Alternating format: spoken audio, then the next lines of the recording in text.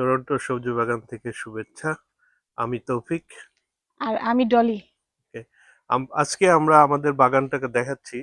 এটা টরন্টোর একটা সবজি বাগান, কিন্তু আপনারা বাগানে হয়তো কোনো সবজি গাছ দেখতে পাচ্ছেন না। আসলে আমাদের ভিডিওটা তৈরি করার উদ্দেশ্য হচ্ছে শুরু থেকে আপনাদেরকে দেখাতে চাই, সেটা হচ্ছে যে কিভাবে মাটি প্রস্তুতি করবেন এবং মাটি প্রস্তুত করার সময় কি কি ব্যবহার করতে হবে এবং সেই সাথে কি ধরনের চারা আপনারা ব্যবহার করতে পারেন।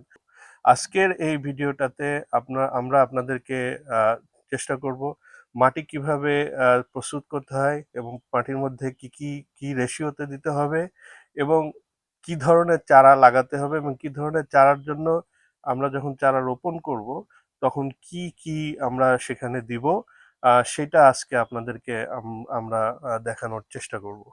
আম, সবাই আশা করি ধৈর্য সহকারে দেখবেন। ধন্যবাদ। ভালো আহ, সবজির পূর্ব শর্ত হচ্ছে আম, পুষ্ট চারা। আপনাদের চারা যদি আহ, ভালো না হয়, তাহলে সবজি গাছটাও খুব একটা আম, ভালো হয় না।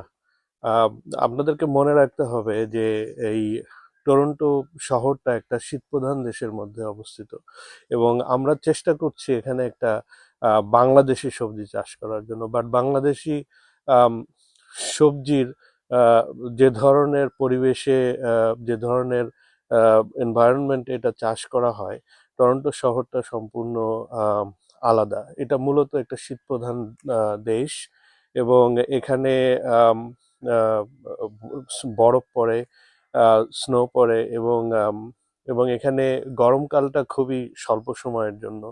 আমরা সাধারণত গরমকালটা পেয়ে থাকি মে, জুন, জুলাই, আম, অগাস্ট, সেপ্টেম্বর। অক্টোবর থেকে ঠান্ডা হাওয়া আস্তে আস্তে বইতে শুরু করে এবং নভেম্বর থেকে পুরা শীত শুরু হয়ে যায়। সুতরাং মূলত আম, এখানে আমরা 4 মাসের একটা সময় পাই। এর মধ্যে আমাদেরকে আম, সবজির চারা থেকে বড় গাছ হতে হবে, সেখান থেকে সবজি হতে হবে। সুতরাং খুবই স্বল্প সময়। তো এই স্বল্প সময়ের মধ্যে আম, ভালো সবজি চাষ করার জন্য আমাদের যেটা প্রয়োজন সেটা হচ্ছে যে আমাদের ভালো একটা চারা এবং সঠিক পদ্ধতিতে সেটা লাগানো, যাতে স্বল্প সময়ের মধ্যে এটা বেড়ে ওঠে এবং সেখান থেকে আমরা ফল বা ভালো সবজি পেয়ে থাকতে পারি। আম, সুতরাং আমি আপনাদেরকে প্রথমেই যেটা দেখানোর চেষ্টা করব সেটা হচ্ছে যে ভালো মানের একটা চারা তৈরি করতে হলে বা ভালো মানের চারাটা কি। তো এখানে যখন আমরা এই সবজি বাগানটা শুরু করি 2016-এ, তখন আমরা নিজেদের জন্য নিজেদের শখের বশবর্তী হয়ে আমরা এই সবজি বাগানটা তৈরি করি এবং চারাটা আমরা নিজেরাই প্রস্তুত করি। প্রথম প্রথম আমরা এখানে লোকাল দোকান থেকে এটা কিনতাম, কিন্তু সেখানে যেন কেমন একটা আমরা একটা সমস্যা দেখতে পেতাম। চারাগুলো খুব ছোট হতো এবং এই চারাগুলোকে লাগানোর পরে পরেই দেখা যেত পাতাগুলো কেমন যেন বার্ন হয়ে গেছে, সাদা সাদা হয়ে গেছে। আম, সুতরাং তখন আমরা বুঝতে পারলাম যে আসলে চারাগুলো হয়তো তৈরি করা হয়েছে গ্রো লাইটে এবং গ্রো লাইটে তৈরি করার কারণে চারাগুলো যখন বাইরে বের করে দেওয়া হচ্ছে তখন এই আবহাওয়ার সঙ্গে খাপ খাওয়াতে পারছে না সহজেই, যার কারণে চারাগুলো হয়তো বার্ন হয়ে যাচ্ছে।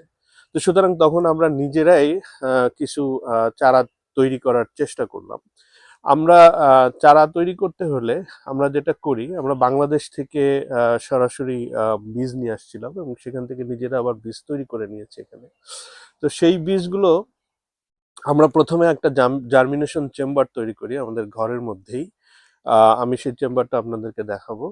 তারপরে সেই চেম্বারে আমরা সিডলিংটা করি, তার মানে বীজটা আমরা দেই। বীজটা দেওয়ার পরে যখন অঙ্কুরোদম হয় তখন আমরা সেটাকে যখন ট্রু লিফ বের হয়, মানে 2 পাতা বা 3 পাতা বের হয়, যখন 2 পাতা বের হয় তখন আমরা সেটাকে নিয়ে আম, আমরা গ্রিন হাউসে দিয়ে থাকি এবং গ্রিন হাউসে এটা 1 মাস যাবত থাকে এবং এবং সেখানে যেটা হচ্ছে যে প্রাকৃতিক যে সূর্যের আলো, সেই সূর্যের আলো এবং ওর মধ্যে আমরা একটা heating system, electric heating system set করেছি, যেটা থার্মোস্ট্যাট দিয়ে সবসময় যেটাতে 20 ডিগ্রি সেন্টিগ্রেড তাপমাত্রা দিয়ে থাকে। আম, এবং এইটা আমরা মনিটর করতে পারি। আমরা যখন ঘরে থাকি তখন সেন্সর দিয়ে এটা গ্রিন হাউসের টেম্পারেচারটা আমরা মনিটর করতে পারি। আমি এই দুটো জিনিস আপনাদেরকে দেখাবো, আমরা কিভাবে চারা তৈরি করছি আমাদের সিডলিং চেম্বারে, এবং সেখান থেকে কিভাবে চারা আমরা গ্রিন হাউসে দিচ্ছি এবং গ্রিন হাউসের চারাগুলো আপনাদেরকে দেখানোর চেষ্টা করব।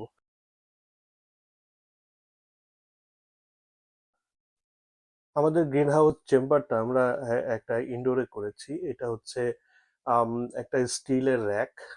এখানে বিভিন্ন র্যাক আছে এখানে, এবং সেই স্টিলের র্যাকে আমরা এখানে টিউব লাইট সেট করেছি, নর্মাল টিউব লাইট। প্রত্যেক র্যাকে মোট 4টা করে টিউব লাইট আছে। এখানে এই টিউব লাইটগুলো আপনারা অত্যন্ত সস্তা দামে কস্টকো থেকে কিনতে পারবেন। আম, আমরা কস্টকো থেকে এই টিউব লাইট গুলো কিনেছি এবং এই চেম্বারটা আমরা তৈরি করেছি। আপনারা হয়তো দেখতে পারবেন এখানে এই চেম্বারটা তৈরি করতে আমরা যে মোটা পর্দাগুলো আছে সেগুলো আমরা ইউজ করেছি, এবং পর্দাগুলো আপনারা দেখতে পাচ্ছেন যে খুব ভারী পর্দা, এবং এইটা যখন ঢেকে দেওয়া হয় ভিতরে পুরাটাই একটা সিল টাইপের হয়ে যায়। এবং যে এখানে যে টিউবলাইট গুলো আছে তার থেকে যে আলো বা যে টেম্পারেচার হয় সেই টেম্পারেচার গুলোই আম, যথেষ্ট আহ, এই এই চারার জন্য, এবং এই তাপমাত্রাটাই তাদের জন্য উপযোগী। যখন চারাগুলো ঠিক এরকম পর্যায়ে থাকে আম, তখন আমরা এই চারাগুলোকে স্থানান্তর করি আমাদের গ্রিন হাউসে। সো ইনডোর থেকে তাদেরকে আমরা বাইরে এখন গ্রিন হাউসে নিয়ে যাচ্ছি। চলুন আপনাদেরকে আমরা গ্রিন হাউসে দেখাই চারাগুলোকে। আম, এটাই হচ্ছে আমাদের সেই গ্রিন হাউস, যেখানে আসলে আমরা চারাটাকে প্রায় 1 মাস খানেক রেখে থাকি। নর্মাল যেটা ন্যাচারাল সান আছে সেই সানের আলোতেই এখানে থাকে। গ্রিন হাউসটা 10 বাই 12 ফিট। এই গ্রিন হাউসটা খুব একটা বেশি দামি না। আপনারা অ্যামাজন থেকে মাত্র আম, $200 মধ্যে এটা পেয়ে যাবেন। এটা একটা স্টিলের স্ট্রাকচার আসে এবং সাথে এর কাভারিংসটা আসে, বাট আমরা একটু আহ, আরো শক্ত করার জন্য আমরা এখানে কিছু এক্সট্রা এখানে পলিথিন পেপার দিয়েছি, এবং যেটা আমরা এখানে ক্লিয়ার পলিথিন পেপার এখানে কিনতে পাওয়া যায়, এগুলো খুব সস্তা। আমি কিন্তু চলুন ভিতরে আপনাদেরকে গ্রিন হাউসটা দেখাই। এই গ্রিন হাউসটাতে আমি আগেই বলেছি এখানে আমরা 20 ডিগ্রি সেন্টিগ্রেড তাপমাত্রা এখানে সব সময় আমরা মেনটেন করে থাকি। এটা আপনারা দেখতে পাচ্ছেন একটা থার্মোস্ট্যাট, এবং সেই থার্মোস্ট্যাটে এটা automatically power on power of করে থাকে, এবং এখানে একটা হিটিং ফ্যান দেখতে পাচ্ছেন যেটা কানেক্টেড হচ্ছে এই থার্মোস্ট্যাটের সঙ্গে। আম, এবং এই থার্মোস্ট্যাট এবং এই যে ইলেকট্রিক ইলেকট্রিক যে হিটিংটা দেখতে পাচ্ছেন এটা এটা প্রায় $350 মতো পড়বে। আপনারা, আমি এটা কস্টকো থেকে কিনেছি, আপনারা অন্য কোনো জায়গায় ট্রাই করে দেখতে পারেন। তো গ্রিন হাউসে আমরা এটাকে এক্সট্রা, এটা আসে হচ্ছে এই পিভিসি এখানে কাভারিং দিয়ে, বাট এটা স্টিলের কিছু ফ্রেম থাকে এর সঙ্গে, বাট ততটা শক্ত না। যার কারণে আমি এটাকে শক্ত করার জন্য আহ, আর একটু শক্ত করার জন্য এখানে কিছু কাঠের স্ট্রাকচার দিয়েছি, এবং এখানে কাঠের র্যাকগুলো আমি নিজেই তৈরি করেছি উপর থেকে নিচ পর্যন্ত। এখানে খেয়াল রাখতে হবে ফ্লোরটা যাতে পরিষ্কার থাকে এবং ভেজা না থাকে, বিকজ এটা একটা চারা রুম, চারাগুলোকে সুস্থ সবল রাখার জন্য এটা প্রয়োজন। তো এখানে আমাদের বাংলাদেশের বিভিন্ন প্রকার চারা আপনারা দেখতে পাচ্ছেন। এখানে সবই বাংলাদেশি জাতের চারা এবং বিভিন্ন উন্নত জাতের চারা, যে বীজগুলো আমরা বাংলাদেশ থেকে সংগ্রহ করেছি, এবং পরবর্তী পর্যায়ে এই বীজগুলো আমরা নিজেরাই আমাদের বাগান থেকে সিড মাল্টিপ্লিকেশন করেছি বা তৈরি করেছি।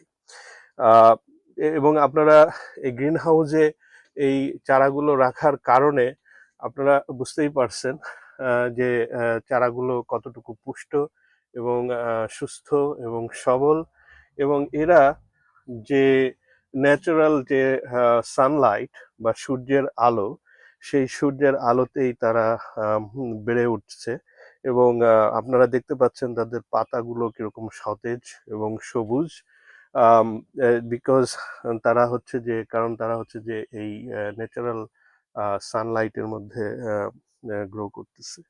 তো সুতরাং এটা দেখানোর উদ্দেশ্য হচ্ছে যে ভালো ফলন পাওয়ার জন্য আমাদেরকে ভালো চারার প্রয়োজন। পূর্ব শর্ত হচ্ছে যে শুধুমাত্র যে কোনো চারা আম, আপনি এখানকার যে কোনো মাটিতে পুঁতে দিলেই হবে না।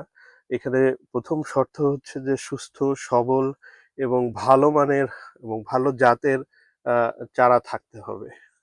এবং তারপরে আপনার আসতেছে যে এই চারাগুলো, যেহেতু এগুলো বাংলাদেশি জাতের সবজি, সুতরাং এখানে এই চারাগুলো যখন আমরা এই দেশের মাটিতে রোপণ করব, তখন এদেরকে সেই রকম উপযোগী করেই মাটি তৈরি করতে হবে।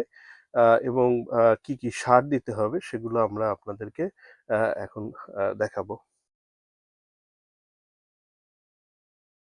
আমি যেটা আপনাদের সবাইকে বলবো, যে অনেকেই এখানে যেটা করে থাকেন যে সরাসরি গ্রাউন্ডে এইভাবে সরাসরি গ্রাউন্ডে আপনারা এইখানে গর্ত করে এখানে কিছু হয়তো কম্পোস্ট টম্পোস্ট দিলেন, দিয়ে আপনারা হয়তো গাছ লাগান। সেই ক্ষেত্রে আপনারা হয়তো বা আশানুরূপ ফলন পান না। সেটা একটা অন্যতম কারণ হচ্ছে এই দেশের মাটির ধরন। তো সুতরাং যেহেতু আমরা বাংলাদেশি বা এশিয়ান শাকসবজি লাগাবো, তো সুতরাং আমাদেরকে সেভাবেই প্রস্তুত করতে হবে। তো আমি দুভাবে করে থাকি। আমি কিছু সবজি তার ধরন অনুসারে কিছু সবজি আমি বেডে চাষ করে থাকি, এবং কিছু কিছু কিছু সবজি আমি টবে চাষ করে থাকি। সো এই টবগুলো আপনারা কম পয়সায় পেতে পারেন। বিভিন্ন ধরনের টব আছে, কোনো ৩ টাকা থেকে শুরু করে আম, এই টবগুলো ১৩-১৪, বা আরো দামি করতে হলে $৪০। আমার এখানে যে টবগুলো দেখতে পাচ্ছেন এগুলো বিভিন্ন টাইপের টব, এবং এই টবগুলো সাধারণত ৩ থেকে ৫ টাকার মধ্যেই পাওয়া যায়। কিছু কিছু বড় টব দেখছেন, এগুলো $13 থেকে $14 মধ্যেই এগুলো পাওয়া সম্ভব। তো আমরা প্রথমেই দেখাই আমাদের বেডটাকে। সো এখানে যদি আপনি লাউ বা লাউ জাতীয় কোনো বাংলাদেশের লাউ বা লাউ জাতীয় কোনো সবজি চাষ করতে চান, তাহলে সেই ক্ষেত্রে একটু বেডটা একটু বড় হতে হয়। তার কারণ লাউ গাছ তার যে রুট, সেই রুটটা আসলে অনেক নিচে যায় এবং এর অনেক জায়গা লাগে। তো সেই ক্ষেত্রে আমি ২ ধরনের বেড তৈরি করেছি। আপনারা দেখতে পাচ্ছেন এই বেডের উচ্চতা প্রায় ১.৫ ফিটের মতো, এবং এই বেডের উচ্চতা আহ, প্রায় ১ ফিটের মতো। সো আমি সাধারণত লাউ গাছগুলো যেগুলো ১.৫ ফিটের মতো সেগুলোতে আম, লাগিয়ে থাকি। তো এখন লাউয়ের জন্য আমাদের দরকার একটু উঁচু এবং একটু প্রশস্ত জায়গা সম্পন্ন বেড, এবং আমি এই বেডগুলো এভাবে তৈরি করেছি। এবং কখনোই আরেকটা জিনিস করবেন না, এখানে অনেকেই করে থাকে যে বেড তৈরি করার সময় বেডের নিচে পলিথিন দিয়ে থাকেন।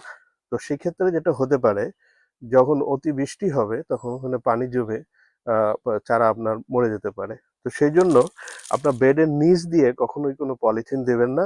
আমি যাতে কাঠগুলো অনেক দীর্ঘদিন ভালো থাকতে পারে, সেই জন্য আমি সাইড দিয়ে, ভিতর দিয়ে পলিথিন দিয়ে দিয়েছি। বাট এটার যে নিচে, মাটির নিচে, সেখানে কোনো পলিথিন নেই, যাতে অতিরিক্ত পানি নিচে শোষণ হয়ে যায়। শুধুমাত্র যতটুকু পানির প্রয়োজন সেটা যাতে আম, এই গাছটা পেয়ে থাকে। করলা বা শসা, আহ, এই জাতীয় যেগুলো আছে সেগুলো আমরা একটু কম উচ্চতার বেডে চাষ করে থাকি।